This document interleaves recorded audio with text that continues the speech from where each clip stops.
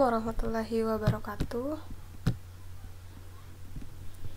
Selamat datang kembali di kelas praktikum akuntansi.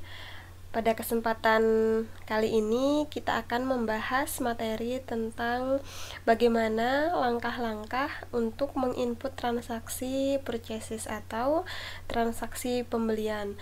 Nah, yang dimulai dari bagaimana dari pemesanan, kemudian pembelian dan penerimaan barang. Nah, itu akan kita bahas di dalam video kali ini. Untuk sebagai gambaran, jadi dalam aplikasi MyApp ini sendiri, untuk dokumen purchasesnya itu yang akan diberikan kepada supplier itu ada beberapa tipe bill ya, seperti itu. Ada beberapa tipe, yang mana tipe ini akan disesuaikan dengan jenis pembeliannya.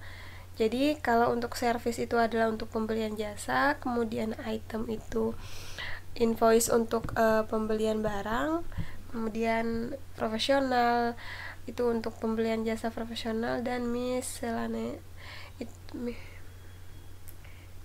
miscellaneous itu invoice untuk pembelian barang berdasarkan aktivitas dan waktu. Nah, ini cuma gambaran untuk jenis-jenis billnya ya, seperti itu. Nah, pada kesempatan kali ini kita akan langsung mempraktekkan langkah-langkah menginput transaksi pembelian. Nah, sekarang setelah kalian semua sudah membuka aplikasi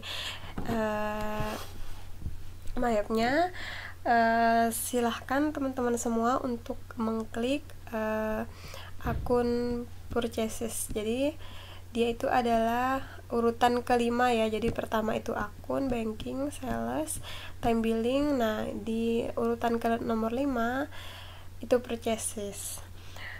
Untuk transaksi pertama, kita bisa melihat di jenis transaksinya. Di sini itu adalah kita akan menginput transaksi pembelian. Jadi pada tanggal 3 Januari 2019 perusahaan membeli barang secara tunai kepada PT Atlantik berupa kredenza 19 sebanyak 2 unit dengan harga masing-masing itu adalah 1.750.000. Nah, pelunasan dilakukan melalui cek Bank Pasifik. Maka langkah-langkahnya itu adalah setelah mengklik icon purchases, kemudian untuk mulai menginput transaksi itu adalah kita klik enter purchases.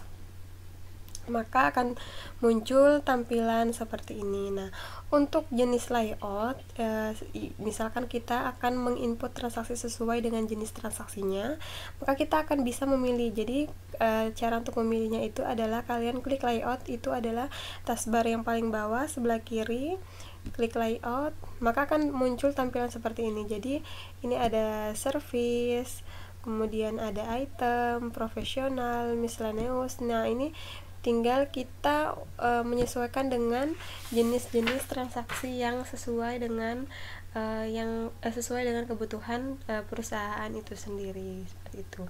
Nah, karena di sini kita akan membeli barang, jadi yang kita klik itu adalah item. Kemudian klik OK, maka akan muncul seperti ini. Nah, di transaksi ini yang kita membeli kredenza ini adalah dari supplier PT Atlantik, maka kita klik PT Atlantik. Klik PT Atlantik, kemudian kalian bisa klik 2 kali atau menggunakan klik use supplier. Maka di situ itu akan otomatis terisi alamat kantor kita yang sebelumnya sudah kita isi di informasi perusahaan pada awal pertemuan. Nah, kemudian untuk purchasesnya di sini yang sebelah kanan ini 009 itu merupakan nomor faktur pembelian. Nah, ini akan terisi otomatis, dan apabila di faktur itu terdapat nomor fakturnya, ya bisa diganti sesuai dengan nota, tapi di sini kita otomatis saja. Nah, kemudian untuk date itu tanggal, yaitu tanggal transaksi. Nah, ini bisa kita edit. Jadi di sini kan transaksinya itu adalah tanggal 3 Januari 2019 ya, sesuai dengan tahun transaksi yang sudah kita input, maka kita klik di tanggalnya itu adalah tanggal 3 bulan 1 2019. Nah, kemudian untuk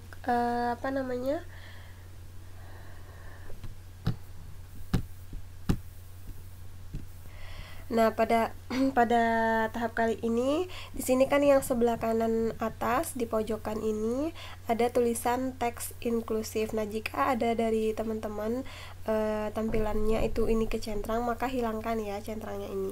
Jadi dihilangkan, biarkan kosong seperti ini. Kemudian kita akan kolom bill.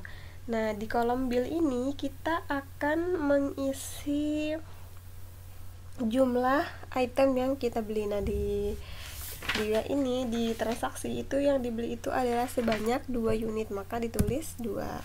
Kemudian tab, kemudian item numbernya itu kita pilih sesuai dengan yang diinginkan, yaitu credenza ETC 19. Maka klik credenza, kemudian klik use item, kemudian tab lagi. Harganya di sini adalah karena harganya 1.750.000, maka kita klik ya. Nah, ini otomatis teksnya ya, di sini teksnya itu akan otomatis terjumlah secara otomatis seperti itu. Nah, di sini kan ada kolom diskon juga, karena di transaksi kita kali ini tidak ada kolom diskon, maka diskonnya ini kita kosongkan seperti itu. Namun, jika transaksi itu terdapat diskon, misalkan 2% atau 5%, maka silakan untuk di-input. Tapi pada transaksi kita kali ini tidak menggunakan diskon, maka dikosongkan saja. Kolom job juga ini dikosongkan karena tidak ada.